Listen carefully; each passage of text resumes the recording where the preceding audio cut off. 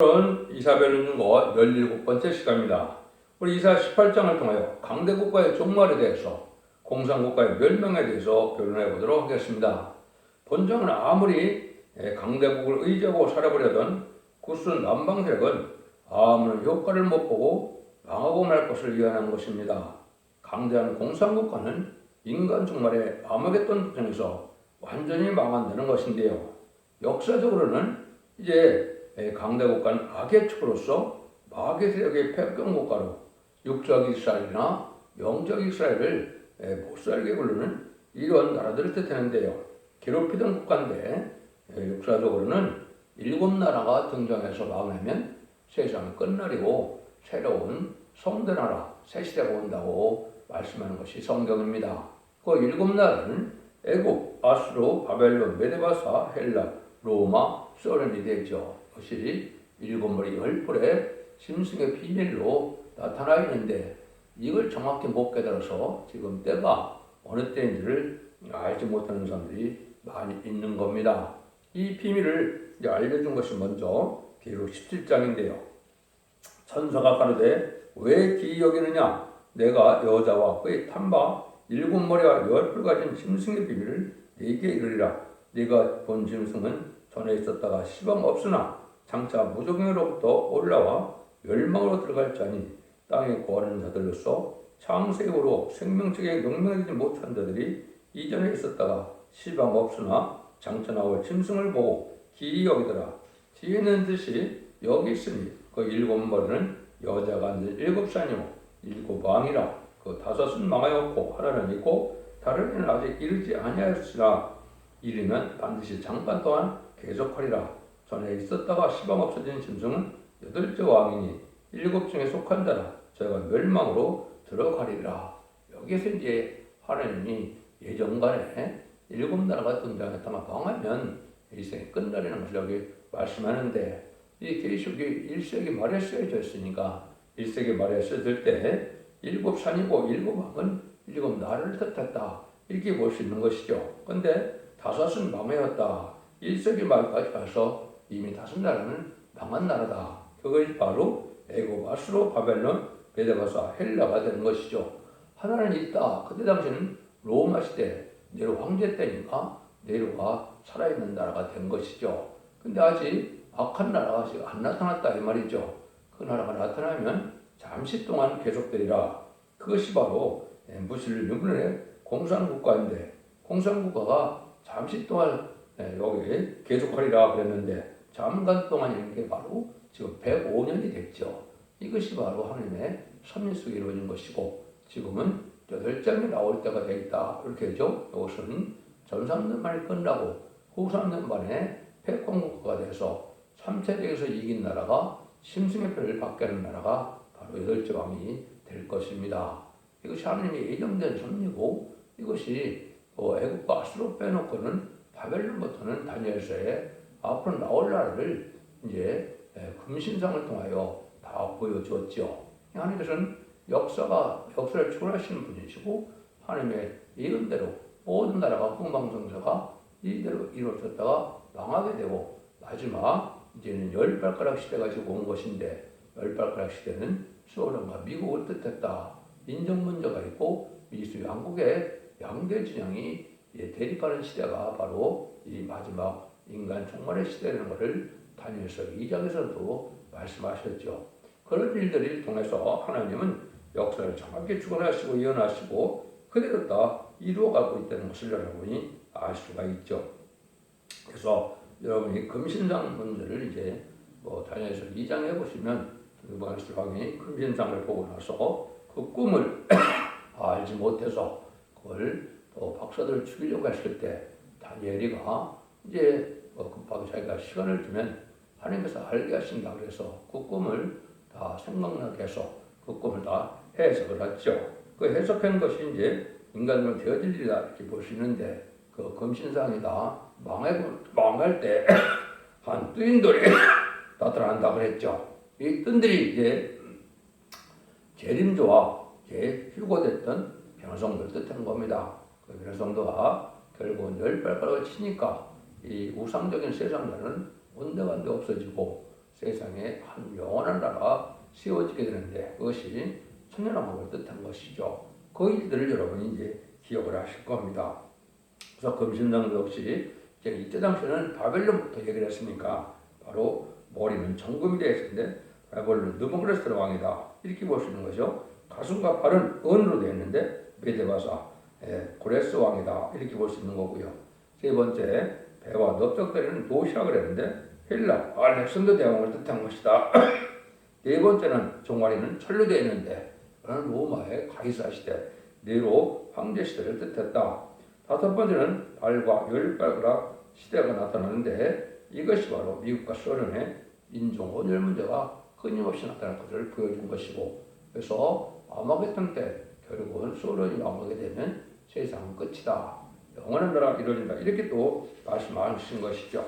이런 것들이 하나님께 역사를 좋아하시는 하나님께서 이 땅에 이루어질 것을 말씀하는 것이고 일곱 머리 10뿔에 대한 그 비밀을 또 자세히 말씀하신 것이 다니엘서 7장 1절에서 8절까지죠. 그래서 이 10뿔, 7머리 10뿔, 7째 머리에 10뿔이 참 중요한데 이걸 또 기독교에 잘 알지 못하고 있죠. 그러나 아까 했듯이 무슬림 이번에 공산국가고 소련이 열나라 의성국가를 거리고 있었거든요. 1917년 10월 17일에 볼셰비크 혁명이 일어나서 1975년 4월 30일 베트남 전쟁이 끝나는 그 짧은 기간에 전 세계 3분의 1을 공산화시키고 열나라를 이제 의성국가를 둔 적이 있었죠. 그게 마지막 강대국으로 나타난 것을 보여준 것이거든요. 그 10뿔은 명백히 역사적으로 보면 이제 헝가리, 유고, 불가리아, 폴란드, 루마니아, 체코, 알바니아, 쿠바, 베트남, 동독 이것인데 이게 지금은 이제 많은 나라가 민주화됐기 때문에 아닌 것 같지만은 이제 이런 일들이 있었던 것처럼 또 앞으로도 소련을 또 공산당을 지지하는 나라들이 또 나오게 될 겁니다. 그것이 후 3년 만에 칭승열패를 뵙는 그런 마지막 환란 시대가 되는 것이죠. 그래서 칭승열패를 받은 데들은 아마겟돈과 대적전에 전멸당하는 것이 심판의 방법이다. 이렇게 볼 수 있는 겁니다. 그럼 여기 18장에서도 이제 이런 마지막 강대국이 어떤 형편에 있느냐 이것을 이제 말씀하신 것인데요. 1절에서 3절입니다. 슬프다 구스의 강 건너편 달걀을 수놓은 나는 땅이요 갈대배를 불이 띄우고 그 사자를 수로로 보내며 이르기를 너희 경첩한 자들아 사자들아 너희는 강들이 흘러나는 나라로 갈때 장대고 준수한 백성 곧 시초부터 두려움이 되며 강성하여 대접을 받는 백성으로 가라 하도다. 세상의 모든 거민 세상에 거하는 너희여 산들의 기업을 세우거든 너희는 보고 나팔을 불거든 너희는 들을지어다. 이것이 이제 인간 종말에 어느 때에 이루어졌느냐. 이걸 보면 구스강 건너편 땅은 미역간 상태가 될 것을 대하고 갈대배를 띄운 사자라 이렇게 표현했는데 이것이 바로 이제 역사적으로 아주 미약한 상태에 있는 아프리카를 얘기한 겁니다.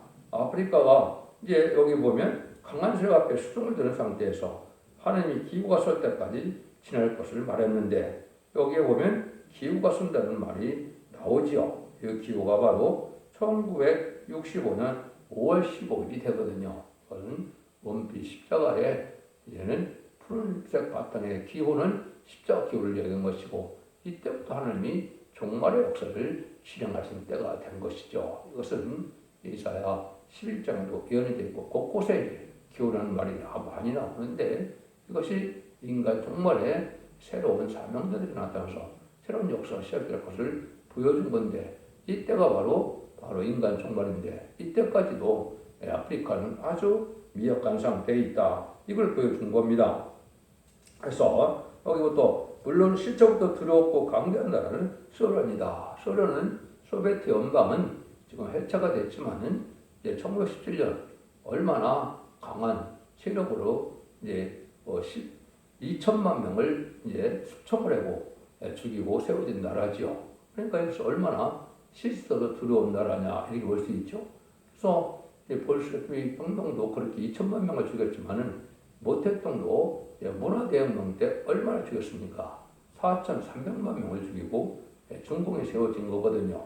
이런 것이 공산국가의 특징이고 사람을 많이 죽이는 그런 사명을 가지고 사명이라고 할까요? 그런 일들을 하는 것이 바로 무슬림들의 공산국가라는 걸 여러분이 아셔야 됩니다. 그래서 이제 또 나팔을 불고 너희는 들지어다. 나팔 부는 거는 이제 경고 때가 경고한다 이 말이죠. 그래서 재림의 주가 올 때니까 이런 복음으로 경고하는 때가 온 것이죠. 그래서 그것이 바로 역사계시록을 본문대로 전해서 정한 때를 알게 하고 하나님 역사적으로 하나님께서 언제가 인간 종말이고 어떻게 심판이 오고 어떻게 나라들이 남은 백성이 되어 새 시대가 그걸 알려주는 것이 하나님의 사랑의 경륜이 이루어집니다. 이렇게 볼 수 있는 겁니다.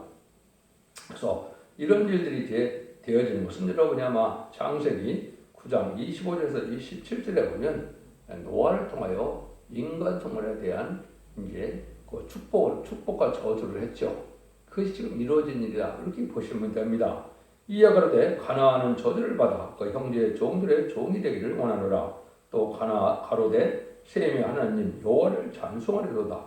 가나안은 셈의 종이 되고 야벳은 창대케 하사 셈의 장막에 거하게 하시고 가나안은 그의 종이 되게 하기를 원하노라. 그렇게 되어 있죠. 그래서 가나안은 함의 후손인데 함의 자녀로서 저주를 받아서 여기 종이 되기를 원한다. 그래서 앞으로도 또한 종이 된다. 이렇게 말씀했죠. 그래서 이것이 아프리카 사람들은 종으로 지금 많은 노예를 살아왔고 앞으로 새 시대에 가서도 또 그런 섬기는 의지에 있고 또 후삼년만 해도 섬기는 의지에 있게 될 것을 또 말씀하신 겁니다. 셈은 이제 황인족인데 하나님 아시아를 통하여 이제 세계를 통일하게 되고 하나님을 찬송하는 일이 벌어지는데 이것이 한국이 되는 것이죠. 그래서 이것이 또한 야벳은 창대케서 세계장막에 거한다. 은과 금을 가지고 한국에 열방의 재물을 가지고 온다. 이렇게 이제 이사야 60장에도 예언이 되어 있죠. 이것이 이제 전삼년 만들어가면 임마진 실현 4,000명 나올 때 은감을 가지고 거룩한 부자가 된 이러한 기독교인들이 저 유럽이나 북미에서 한국으로 온다 이 말입니다. 이 일들이 곧 일어날 때가 가깝다 이렇게 볼 수 있는 것이죠. 이때 하나님께서는 어떤 일이 벌어지느냐 4절부터 6절입니다.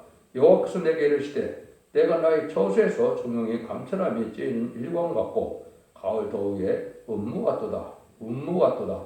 추수하기 전에 꽃이 떨어지고 포도가 맺혀 익어갈 때 내가 낫으로 그 연한가지를 베며 퍼진 가지를 꺾어버려서 산의 독수리들에게와 땅의 들짐들에게 끼쳐주리니 산의 독수리들이 그것으로 과하며 땅의 들짐들이 다 그것으로 과동하리라 하셨습니다. 추수할 때까지 연한가지 같아서 산의 독수리와 들짐승이 먹힘을 당한다. 이렇게 얘기했죠. 분명히 꽃을 피우지 못한 것이 아프리카 땅인데 여기에 보면 산의 독수리들이 그것으로 과하고 땅의 들짐승들이 그것으로 과동하리라. 그냥 생각하면 여러분이 어렵죠. 이것이 바로 후 3년 만에 이제 공산국가가 패권국가가 되면 아프리카 사람들이 거기서 이제 그 소련을 공산국가죠. 소련을 섬기고 거기서 이제는 그들을 시종둔다. 이렇게 이제 말씀하는 겁니다. 이것은 아프리카의 문명이 인간 종말까지도 별로 문명이 발달하지 못하고 강대국가에 이제는 노예가 되는 시종을 두는 그런 형태를 지금 말씀하신 것이거든요. 그래서 하나님께서는 지금까지는 잠잠히 계셨지만 잠잠히 계신 게 태양이 공중에 소리 없이 정이 있듯이 잠잠히 끝까지는 정이 계시다가 하나님께서 일어나시는 새로운 세상이 온다는 것입니다. 근데 그것이 이제 후 3년 만에 가면 악의 세력이 3차 세계대전에서 이금으로 3차 대전에서 이제 이스라엘을 점령하고 아프리카까지 점령해서 그것을 이제 본거지 삼아서 후 3년을 지내게 된다. 이렇게 말씀하는 겁니다. 이 말씀이 또한 다니엘서에서 그렇게 예언이 되어 있죠. 다니엘서 11장 42절 43절 보면 그가 열국에 그 손을 펴리니 애굽 땅도 몇질 못할 것이요 그가 권세로 애굽의 금은과 모든 보물을 잡을 것이요 리비아 사람과 쿠스 사람이 그의 시종이 되리라. 3차 세계대전 후에 후 3년 만에 될 일을 이렇게 표현한 겁니다. 그러니까 역사는 하나님의 일정한 가운데 이루어지는데 이것이 후 3년 만에는 아프리카를 중심으로 여기 리비아 사람과 호주 사람이 그의 시종이 된다. 공산국가에 섬기게 된다. 이 말이거든요. 이게 바로 후 3년 만에 겨질을 말씀하신 것이다. 이렇게 볼 수 있는 겁니다. 그걸 갖다 여기는 과하하리라. 이것은 여름과 겨울을 지난다. 이 말이죠. 그러니까 후 3년 만을 그렇게 지난다. 이 말입니다. 그래서 강대국가 결코 이게 강해지만은 이랬다. 망하게 될 것을 결론적으로 말씀하신 것이고, 그걸 제가 아까도 전 세계적으로 7개 강대국이 나타나서 망하면 세상 끝인데 그 마지막 나라가 소련이다 이 말입니다. 그래서 이것이 지금 러시아로 지금 되어 있지만은 망하게 되는 날이 아마겟돈이고, 아마겟돈이 끝나면 세상은 천년왕국 시대가 와서 영원한 성대나라가 이루어진다 이 말이죠. 이걸 결론적으로 7절에 이제 말씀을 하십니다. 그때 강들이 흘러 나누인 나라에 장되고 준수하며 시초부터 두려움이 되며 강성하여 대적을 받는 백성에게 만군의 여호와의 이름을 두신 곳에 시온산에 이르리라. 그래서 이것도 보면 강들이 흘러 나누인 나라를 했죠. 이것이 이제 아주 넓은 땅, 가장 넓은 땅을 가진 한반도의 백변에 되는 땅을 가진 소련을 얘기한 것이죠. 그래서 그 시초부터 두려움이 됐던 나라였는데 그 나라가 어떻게 되느냐? 만군의 여호와의 이름을 두신 시온 곳에 시온산에 이르리라. 이것이 이제 천년 왕국이 오면 후 3년만 끝나고 대통령 아마겟돈 때 이제 환란의 심판이 끝나면 거기서 시온산에 예배를 드린다 이 말이거든요. 근데 이 시온산이 바로 이제 뭐냐? 천년 왕국이 이루어질 날에 어쨌든 그 수도를 얘기한 거거든요. 이것이 바로 한국 땅이 된 겁니다. 지금까지는 이제 선지국가의 어떤 성지순례를 이스라엘로 갔었지만 이제 인간 종말에 선지국가는 바로 한국이기 때문에 한국의 세상을 통일해서 한국의 수도가 세계의 수도가 이루어짐으로 시온에 여기에 이제 시온산에 이른다 이런 말씀인 겁니다. 그래서 만군의 이름을 두신 시온산에 이르리라. 이것이 바로 열방의 재물이 들어온다는 말도 있었지만 결국 예물을 들고 시온산에 들어와 새 시대가 온다 이 말이거든요. 지금 소련과 중공이 되게 강한 나라로 있지만은 결국 망하고 그래서 남은 백성들이 이제는 예배를 드리러 한국으로 온다. 여기 이제 인간적으로의 끝이다 이렇게 볼 수 있는 겁니다. 이런 나라들이 이제 얼마 남지 않은 것이고 성경적으로는 그걸 마지막 한 일이라 7년이라 이 말이거든요. 그래서 그것은 전삼대문에 알고를 모으는 기간이고 전삼에 순종치 않는 자들이 후 3년 만에 환란을 받아서 심승의 표를 받아서 육육의 표를 받게 되고 육육의 표를 받은 자들은 대적장의 괴로움을 받다가 아마겟돈 때 전멸당한 것이 심판의 방법이고 다시 하나님께서는 재창조해서 예전을 회복해서 천년왕국을 이루는 것이 하나님의 사랑의 완성이고 눈물 고통 질병 재앙이 없는 이제 안식시대의 축복을 누리게 된다 이 말입니다. 이것이 하나님의 때같지 않은 경전이고 이제 우리나라가 선진국가가 되고 신정국가가 돼서 왕정주의가 이제 회복됨으로 이제는 천년왕국의 정주국이 된다. 이렇게 보시면 이제 정확히 깨달은 것이 되겠습니다. 이런 일들이 이제 성경에 많이 예언이 되어 있죠. 그래서 이걸 대표적으로 이제 동방야곱이 이런 일을 하게 될 것을 말씀했죠. 이 동방야곱은 이제는 창세기 41장 14절 15절에 보면 지뢰 같은 너 야곱아 너희 이스라엘 사람들아 두려워 말라 나 여호와가 말하노라 내가 너를 도울 것이라 내 구속자는 이스라엘의 거룩한 자니라 보라 내가 너로 이가 날카로운 새 타작기를 삼으리니 내가 산들을 쳐서 물쓰러기를 만들 것이요 작은 산들로 격역할 것이라 내가 그들을 까부른즉 바람이 그것을 날리겠고 희리 바람이 그것을 흩어버릴 것이로되 나는 여호와를 인하여 질퍽했고 이스라엘의 거룩한 자로 인하여 자랑하리라. 이것이 이제 동방야곱이죠. 2700년에 쓰였던 이 이사야는 창세기 나왔던 야곱을 얘기한 것이 아니죠. 인간 종말에 동방야곱, 동방에서 야곱 같은 사명자가 나와서 인간이 13평을 일으키고 14사천을 일으키는 그 종들로 세상을 심판하는 것이 아마겟돈에서 최종 승리할 것을 보여준 것이고 그래서 하나님을 자랑하는 시대가 온다 이렇게 말씀을 한 겁니다. 그래서 우리는 이런 시온의 힘, 시온은 하나님과 함께하는 자들을 뜻했죠. 이스라엘 중에서도 다윗과 함께했던 자들이 다윗의 공을 건설했고 다윗에 있었던 곳을 시온성이라 그러죠. 그래서 이것은 하나님과 함께하는 물을 뜻했는데 인간 동물의 선지국가인 한국을 뜻했다. 이렇게 보시면 됩니다. 결국은 임마진 신랑 4천을 일으키를 그런 성도의 나라를 이룰 수 있는 교회가 되고 그 나라가 되는 것인데 그 나라가 바로 한국이다 이 말입니다. 그래서 새 시대를 이루는 일이 있을 것을 말씀하셨다. 그래서 이런 일이 하나님 하시는 일이다. 여호와를 앙망하는 자는 새 힘을 얻고 그들같이 올라가고 피곤이 없이 걸어가는 역사가 있어서 세계 민족을 새롭게 하고 열왕을 불복시킨다고 이자 41장에 분명히 말씀하셨죠. 이런 일들이 바로 하나님 하시는 일이다. 그래서 그것이 다시 한 구절 소개를 하면 41장 1절에서 2절입니다. 소음들아 내 앞에 잠잠하라. 민족들아 힘을 새롭게 하라. 가까이 나오라. 그리하고 말하라. 우리가 가까이 할수록 변론하자. 누가 동방에서 사람을 일으키며 잃어버려서 자기 발 앞에 이르게 하느뇨. 열국으로 그 앞에 굴복해 하며 그의 왕들을 치리하게 하되 그들로 그의 칼에 특별 같게 그 활에 그들을 초계같게 하며 이것이 바로 이제 변론 권세 세임 번세를 받은 종이 이 변론으로 이제는 세상을 경고하고 변론대로 이제 재앙이 오고 변론대로 축복이 오고 변론대로 심판이 오고 변론대로 구원받는 역사로서 성대 나라를 이루게 된다 이 말입니다. 이것이 한국이다.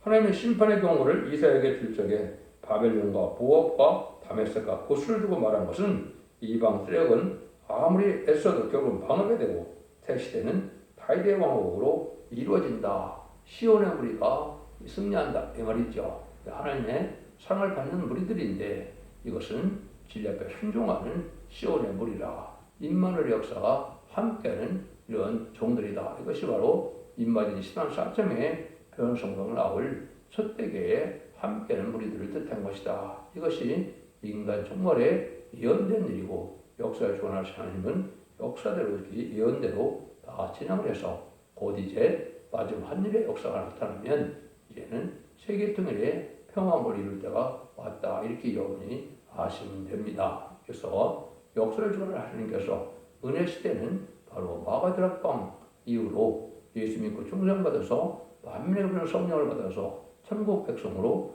용권받는 시대가 지금까지였었지만은 제레미야가 올 때는 죽장꽃에 시작하고 죽장과 결성천하는 원자 삼대를 그래서 자선만대 축복으로 에덴 동물의 축복을 주게 되는 것이 하나님의 축복의 역사다. 이렇게 잘 믿으시고 이 진리를 잘 분별하시므로 여러분들도 자선만대 축복을 누리는 복된 종들과 성도님들이 다 되시기를 예수님으로 간절히 축원드립니다. 아멘.